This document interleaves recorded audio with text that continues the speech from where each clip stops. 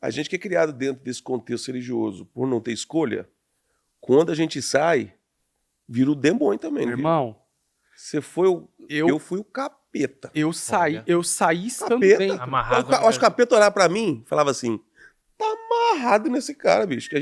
Porque a gente era muito reprimido, bicho. Quando você sai dali na adolescência, com os hormônios, Meu a gente Deus. vira o satanás mesmo. Eu tenho até preocupação de falar, eu não tenho orgulho nenhum disso, Nenhum. porque eu tenho 2 filhas adolescentes, né? Sim. São maravilhosas, inclusive quero mandar um beijo pra elas. Mas saí com força, com força.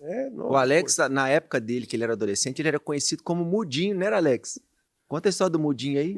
Por favor, conta aí. Mudinho não lembro. Não, porque o cara agora pecava na igreja. A disciplina, É, disciplina. a disciplina da igreja dele era que ele não podia Conversar com não ninguém. podia conversar com ninguém. Aí o nome dele era Você Mudinho. achava que eu não falava com ninguém, não sabia o que tava falando. Disciplina eterna. Mas esse saiu E aí saí com força, Pirou. cara. Aí fui me envolver com a parte musical, sempre muito ligado dentro da família. E aí me envolvi com a galera do pagode, do samba, e madrugada, e futebol, que desde a adolescência praticava.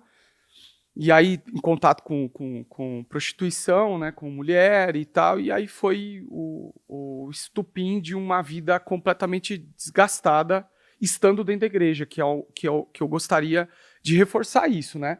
Porque a galera acha que tá dentro da igreja, o Cleitão sabe disso, que ele trabalha com jovens.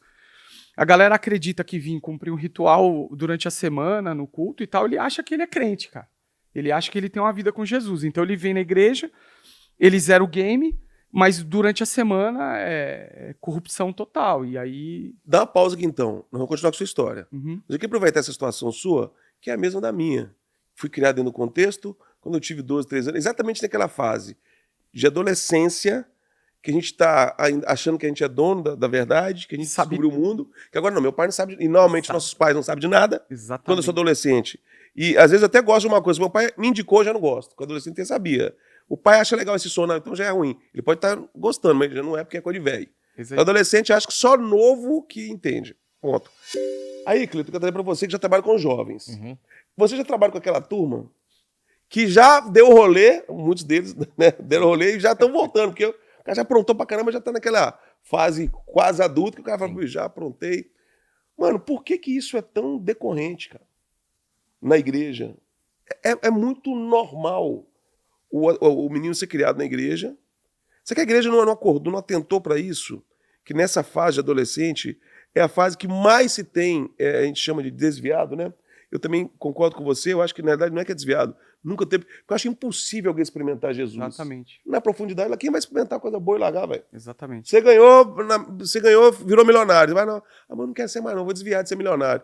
Coisa boa, meu filho. Ninguém quer desviar de coisa boa. É porque você nunca experimentou de verdade. Então eu acho que não existe esse desviado, mas a gente tem essa denominação. Por quê? O que está faltando? Onde que a igreja precisa acordar para cuidar dessa turma que eu acho que até hoje se joga debaixo do tapete sempre? Olha, o que eu acredito, que eu vejo, é que essa fase é uma fase de questionamento. E aí, se vocês falaram algumas palavras-chave, essa questão da obrigação dos pais de trazer, eu acho que ela precisa extrapolar um pouco e trazer o adolescente para o entendimento do porquê ele precisa estar. Porque quando é criança, você traz, ela vem na inércia, Exato. junto com os pais. Foi no Quando braço. ela começa a crescer, ela vem numa fase de questionamento, e a psicologia explica isso, né, que depois aí dos 11, 12 anos, esse pré-adolescente, adolescente, ele começa a ouvir mais os de fora do que os próprios pais.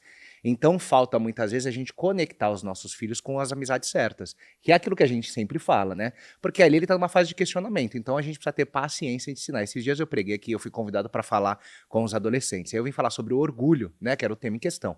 E aí o que eu fiz primeiro? Primeiro eu trouxe um entendimento do que é orgulho. Porque eu queria que eles enxergassem por eles mesmos que eles eram orgulhosos. Então eu não posso simplesmente virar para ele e falar, você é orgulhoso. Sim, Eu preciso explicar, o orgulho é isso, isso, e eu fui explicando, depois eu perguntei quem é que é orgulhoso, todo mundo levantou a mão. Então eu não cheguei apontando o dedo e falando, então muitas vezes acontece esse cenário. Então uma falta de compreensão de falar a linguagem certa. Então nós como pais, eu sou pai também, tenho uma filha de 8 e uma de 10, a gente quer conversar com os nossos filhos na nossa linguagem, a gente tem que aprender a falar na linguagem deles. Então é por isso que a vida da igreja é tão importante. Por quê? Porque a gente começa a trazer a comunicação da forma que eles entendem. Perfeito. E o que precisa acontecer é um encontro com Deus, como vocês falaram. Então, esses nossos filhos irem nos acampamentos, para que gerem experiência. Eu li um livro recentemente do John Bevere, que ele fala sobre o temor de Deus. E essa é uma outra questão muito, muito importante, como o Marquinhos e você falaram, que cresceram na igreja. E talvez eu perguntar para você, cara, vocês amavam Jesus? Talvez a resposta seja sim. Mesmo, por que vocês continuavam na igreja? Né, porque amava Jesus, né, conhecia a palavra e tal. E aí o John Bevere escreve nesse livro sobre o temor do Senhor, e ele foi entrevistar um pastor que se sente desviado, dado um golpe financeiro, é uma história muito conhecida aqui nos Estados Unidos. E aí ele foi e perguntou para esse pastor que está na cadeia. Ele falou, cara, quando que foi que você deixou de amar a Deus para fazer o que você fez? Ele virou e falou assim, eu nunca deixei de amar a Deus. Eu fiz o que eu fiz porque eu perdi o temor. Então, o que a gente precisa entender e ensinar aos nossos filhos é temer a Deus. Eles precisam chegar nesse lugar do entendimento do temor. Né? A Bíblia vai falar em Isaías que Jesus ele foi guiado por muitas coisas, mas ele foi inspirado pelo espírito de temor. Então, ele era movido por isso. Então, o temor de Deus, ele é o princípio da sabedoria. Então, eu vejo que essa geração, e cada vez mais, viu, Alex? Porque essa geração, eles têm cada vez mais acesso à informação. E nós, como pais, a gente precisa chegar a uma conclusão. Os nossos filhos já sabem mais do que a gente. Eles já sabem, cara. Eles pegam o nosso telefone, eles desvendam mistérios que a gente não consegue. Então, a gente tem essa humildade também, como pais, de aprender com os nossos filhos. E eu acho que essa geração, nossa, a gente está sendo mais humilde. A gente está deixando os nossos filhos nos ensinarem.